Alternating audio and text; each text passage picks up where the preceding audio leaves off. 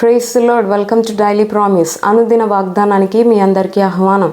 ఈరోజు దేవుని యొక్క వాక్యం మనం చూసినట్లయితే జకర్యా గ్రంథం 4వ అధ్యాయం 7వ వచనంలో ఒక చక్కని మాట ఈ విధంగా వ్రాయబడి ఉందండి. ఏమని అంటే, అప్పుడు అతడు నాతో ఇట్లనెను, జెరుబ్బాబెలునకు ప్రత్యక్షమగు యెహోవా వాక్కు ఇదే, శక్తి చేతనైనను బలము చేతనైనను కాక నా ఆత్మ చేతనే ఇది జరుగునని సైన్యములకు అధిపతియగు యెహోవా సెలవిచ్చెను. గొప్ప పర్వతమా, జెరుబ్బాబెలును అడ్డగించుటకు నీవు ఏమాత్రపు దానవు, నీవు చదున భూమి వగుదువు, కృప కలుగునుగాక అని జనులు కేకలు వేయగా అతడు పైరాయి తీసుకొని పెట్టించును. In Jesus name amen. ఇది చాలా విలువైన శ్రేష్టమైన వాగ్దానం అండి. దేవుడు అంటున్నాడు, జెరుబ్బాబెలునకు ప్రత్యక్షమగు యెహోవా వాక్కు, జెరుబ్బాబెలునకు ప్రత్యక్షమైన దేవుని వాక్కు, శక్తి చేతనైనను బలము చేతనైనను కాక నా ఆత్మ చేతనే ఇది జరుగుతుంది అంటున్నాడు. నిజమేనండి.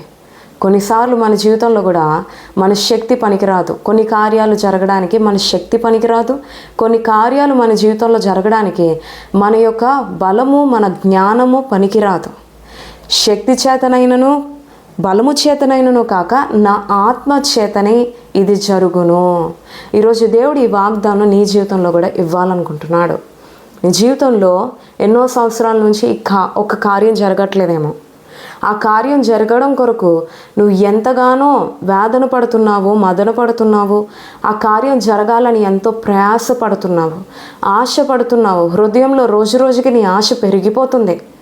ఆ కార్యం ఎట్లా అయినా జరగాలి, నా జీవితంలో అవసరత ఎట్లా అయినా తీరాలి, నా ఆశ నెరవేర్చబడాలి, నా పరిస్థితి మారాలి. ఏదో ఒక విషయం కొరకు నువ్వు ఎన్నో సంవత్సరాల నుంచి ఆ అవసరత తీరడం కొరకు మదనతో, ప్రయాసతో, పాటుపడుతూ దాని కొరకు అది నెరవేర్చుకోవాలని ఎన్నో ప్రయత్నాలు చేస్తున్నామేమో. అయితే ఈ సమయం ముందు ప్రభు అంటున్నాడు, నీ శక్తి చేత ఆ కార్యం జరగదు, నీ బలము చేత ఆ కార్యం జరగదు, నా ఆత్మ ద్వారా అనే కార్యం జరుగుతుంది అంటున్నాడు. నిజమే. మన శక్తి చేత కానీ మన బలము చేత కానీ ఏమీ చేయలేమండి. మన శక్తి కొంచెమే. మన శక్తి కొద్ది పనులు చేస్తే తరిగిపోయింది. మన బలము, మన జ్ఞానం కూడా అంతే. నా బలం ద్వారా, నా జ్ఞానం ద్వారా నేను ఏదైనా సాధించగలుగుతాను అంటే నువ్వు అంత సాధించలేవు. నువ్వు చివరికి నీకు మిగిలేది సున్నానే.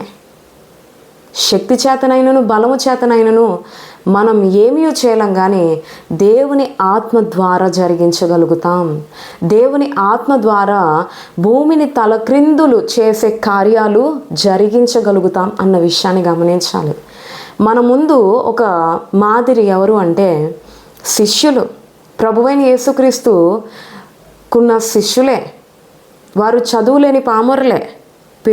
పేతురు కానీ, యోహాను కానీ, ఇంకా అనేక మంది శిష్యులు ఏం చేశారు? వారు చేపలు పట్టుకునే జాలర్లు, చదువులేని పామరులు. వారికంటూ చదువు తెలీదు, ఏమీ తెలీదు. కానీ ఎప్పుడైతే దేవుని ఆత్మ చేత నింపబడ్డారో వారు ఏం చేశారండి? భూమిని తలక్రిందులు చేసే కార్యాలు జరిగించగలిగారు. దేవుని ఆత్మ చేత నింపబడినప్పుడు ఎంతోమంది రోగుల్ని స్వస్థపరిచారు. ఎంతోమంది పాపపు బానిసత్వంలో ఉన్న వారి జీవితాల్ని మార్చారు.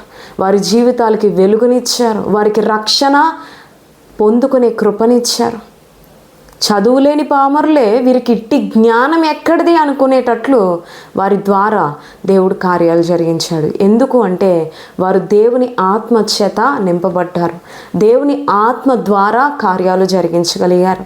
ఈరోజు నీ జీవితంలో కూడా ఒక కార్యం జరగడం కొరకు అది ఎన్నో రోజులు, ఎన్నో సంవత్సరాలు పడినప్పటికీ ఇక ఈ కార్యం నా జీవితంలో జరగదు, ఇది చాలా కష్టం అని నువ్వు అనుకున్నప్పటికీ నువ్వు దేవుని ఆత్మ చేత నింపబడితే, దేవా నీ ఆత్మ చేత నన్ను నింపు, నీ ఆత్మ ద్వారా నీ కార్యం జరిగించు అని నువ్వు అడిగినట్లయితే ప్రభువు తన ఆత్మ చేత నిన్ను నింపి తన ఆత్మ కార్యాలు జరిగించడానికి సిద్ధంగా ఉన్నాడు.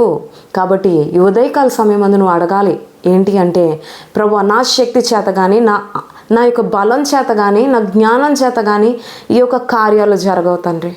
నా అవసరతలు తీరవయ్యా, నా పరిస్థితి మారదు తండ్రి. ప్రభువా, నీ ఆత్మ చేతనే ఈ కార్యాన్ని జరిగించు.